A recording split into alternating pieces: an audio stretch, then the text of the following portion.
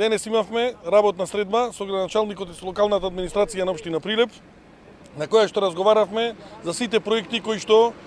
ги форсира владата на Република Македонија и Министерството за транспорт и врски со општината заедно се разбира. Исто така градоначалникот ме информира за она што во моментот општината работи на сите проекти кои што се финансирани од страна на локалната самоуправа. Морам да потенцирам дека од она што како активност во моментов се одвива, планираме да дополнително биде појачано со новите кредитни линии кои што Министерството за транспорт и врски ќе ги добие наредната година од Европската инвестициона банка во делот на водоводи и канализација од 50 милиони евра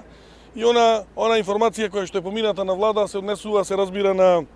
изградбата на локални патишта од 70 милиони евра и на тој начин во голема мера покрај основните буџети кои што ги имаат општините ќе може, се разбира, и државата да помогне во изградбата на тие патишта. Денес сме тука да извршиме увид во градежните активности на улицата Александар Македонски, која што во моментов се работи. Очекуваме во наредните неколку дена од страна на јавното претпријатие Македонија пат комплетно да биде асфалтирана, се со цел, се разбира, на крајот граѓаните да имаат бенефит. Паралелно исто така Министерството за транспорт и врски работи на проектот во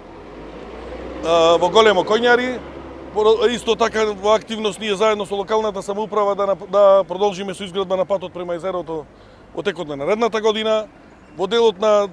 преку декадата на номите од страна на Министерството беа одделени средства во ромската населба Тризла-2, каде што специјално разговаравме со градоначалникот, очекувањата се дека во голема мера сериозни активности локалната самоуправа ќе има таму и во овој период сегано се разбира и во наредната, како и во делот на населените места, каде што се разбира ќе имаме дополнително активности. На крајот уште еднаш сакам да апелирам, не само тука, туку генерално до сите градоначалници, колку што можат да се носат проекти, не само во Министерството за транспорт и врски, туку и во Министерството за локална самоуправа, во делот на Дирекцијата за рурален развој, кој што исто така работи на проекти од ИПАР, и на тој начин се разбира колку што можеме повеќе како власт, како влада, како министерства, помогнеме да сите општини дополнително се развиваат и се разбира на тој начин граѓаните видат огромен бенефит.